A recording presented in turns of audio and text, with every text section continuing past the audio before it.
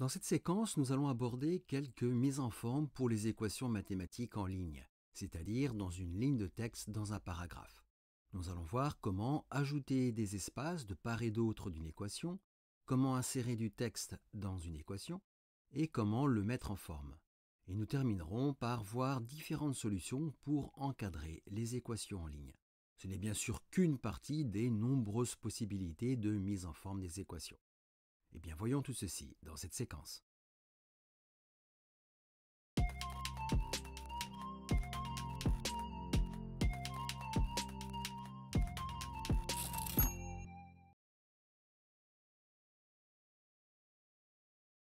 Lorsque vous insérez une équation en ligne, par défaut, il n'y a pas d'espace supplémentaire entre l'équation et le texte l'entourant.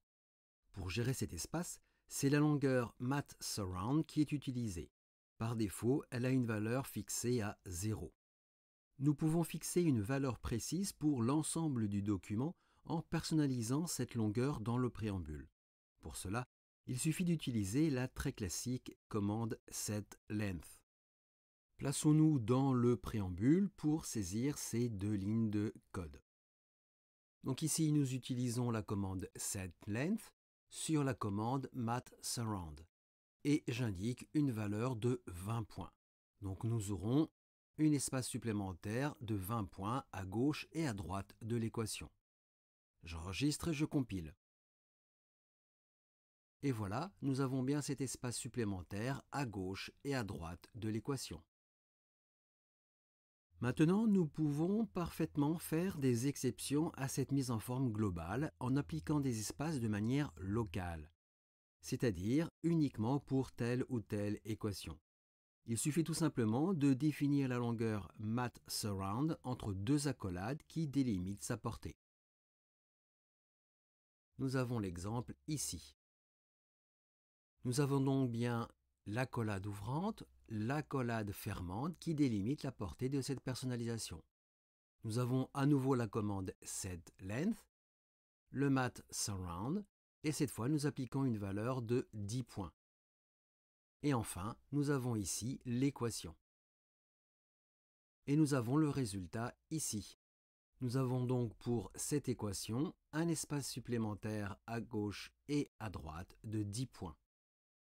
Si vous devez ajouter des espaces supplémentaires que pour certaines équations, il peut être très intéressant de créer une commande personnalisée et donc utilisable quand vous le souhaitez. Pour cela, dans le préambule, j'ai créé cette commande. Nous avons la commande newCommand. Cette commande s'appelle monEQ et nous n'utilisons qu'un seul argument. Nous utilisons la commande ensureMath qui permet de s'assurer que l'argument sera composé en mode mathématique quel que soit le mode courant. Notez qu'il ne sera pas nécessaire dans ce cas d'insérer l'équation entre $. Puis, nous avons à nouveau le setLength avec le mathSurround et nous définissons une valeur à gauche et à droite de 5 points. Et enfin, nous terminons par l'utilisation de l'argument à cet endroit-là. Donc voilà cette commande personnalisée. Nous allons maintenant pouvoir l'exploiter. Dans le document, nous l'avons ici. Donc nous avons bien le nom de la commande personnalisée, monEQ, et entre accolades, nous avons notre équation. Et comme nous l'avons vu précédemment, il n'est pas nécessaire de déclarer cette équation mathématique entre $. Et nous avons bien le rendu ici, avec cet espace personnalisé, avec cette commande personnalisée qui s'applique uniquement pour cette équation. Donc voilà les différentes possibilités pour gérer l'espace autour des équations mathématiques en ligne. Notez que pour la suite de la séquence, je vais désactiver la personnalisation des espaces supplémentaires autour des équations. Pour cela, il me suffit juste de mettre cette ligne en commentaire. J'enregistre et je compile.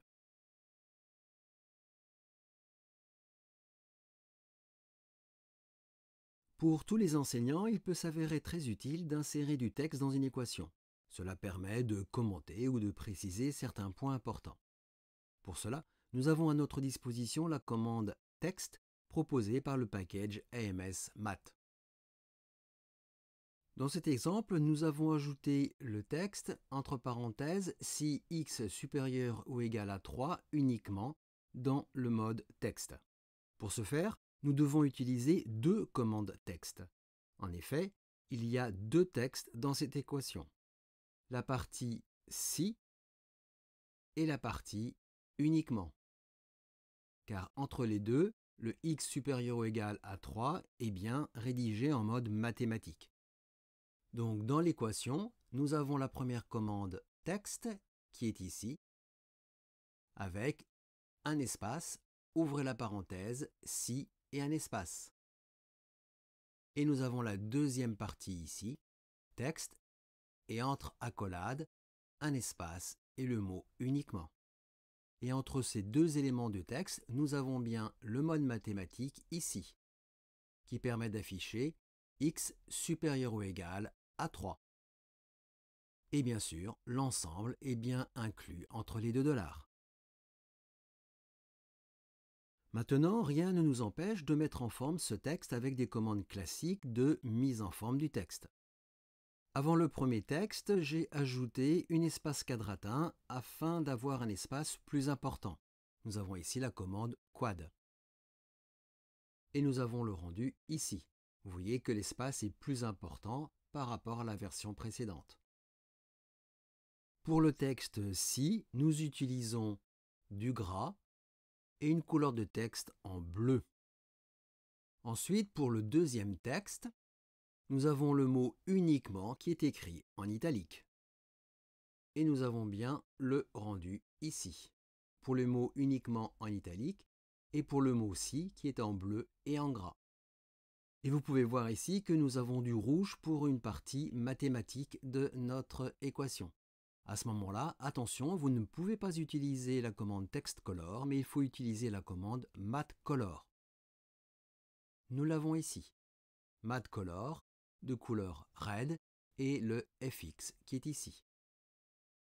Donc voilà comment mettre en forme le texte dans une équation mathématique. Il existe plusieurs façons d'encadrer des équations en ligne. Nous allons aborder certaines de ces solutions. La première possibilité est d'utiliser la commande Boxed, proposée par le package AMS Math. Cela permet d'encadrer l'équation sans aucun paramètre.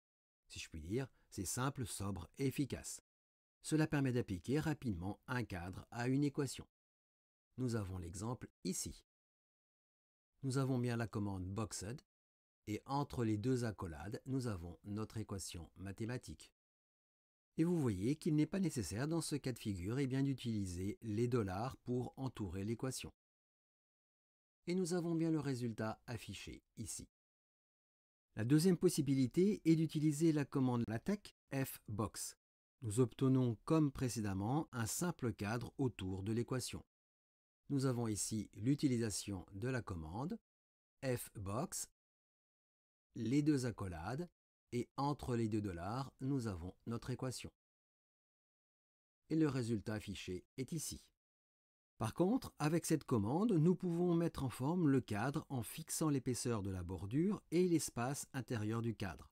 Pour cela, il faut paramétrer les longueurs fbox_rel pour l'épaisseur et fbox_sep pour l'espace intérieur. Pour que ces deux longueurs soient appliquées à l'ensemble du document, il faut les paramétrer dans le préambule. Je me place dans le préambule et je colle pour plus de facilité et de rapidité cette personnalisation. Donc nous avons bien les deux set length. Nous personnalisons l'épaisseur de la bordure à 1 point et nous personnalisons l'espace intérieur à 5 points, c'est-à-dire l'espace entre la bordure du cadre et son contenu. J'enregistre et je compile. Et nous avons bien l'application de notre personnalisation. Et vous voyez que cela s'applique aussi à la commande Boxed précédente. À nouveau, nous pouvons appliquer un cadre localement pour une seule équation. Il suffit à nouveau d'indiquer les paramètres voulus entre accolades afin de délimiter la portée. Nous avons l'exemple ici. Donc entre l'accolade ouvrante et l'accolade fermante. Nous avons une épaisseur fbox roll qui est fixée à 2 points et un espace intérieur fbox cep qui est fixé à 3 points. Et nous avons le rendu ici. Nous pourrions bien sûr aussi créer une commande personnalisée pour appliquer un cadre spécifiquement paramétré pour certaines équations. Terminons les différentes possibilités d'encadrer les équations avec la commande fColorBox. Cette commande s'utilise comme fbox, mais elle permet de colorer le cadre et l'arrière-plan de la boîte. Dans ce premier exemple, la boîte fColorBox utilise une couleur rouge, red, pour premier argument, et cette couleur est appliquée à la bordure du cadre. Le deuxième argument, ici, yellow, permet d'appliquer une couleur à l'arrière-plan. Et nous avons bien le rendu ici. La couleur du cadre est rouge, la couleur de l'arrière-plan est jaune.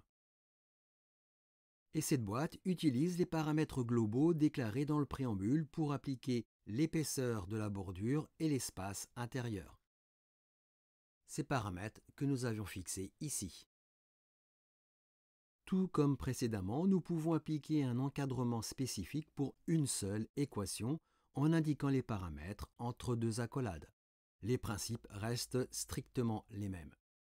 Nous avons ici l'épaisseur de la bordure, l'espace intérieur et les deux couleurs de la fColorBox en bleu et en vert. Et nous avons notre équation. Et nous avons le rendu ici. Donc voilà des techniques pour mettre en forme des équations en ligne. Nous n'avons naturellement pas appréhendé toutes les possibilités, nous avons juste vu la gestion des espaces autour des équations, des éléments de mise en forme typographique et des commandes pour encadrer les équations. Il ne vous reste plus qu'à appliquer ces techniques à vos propres besoins.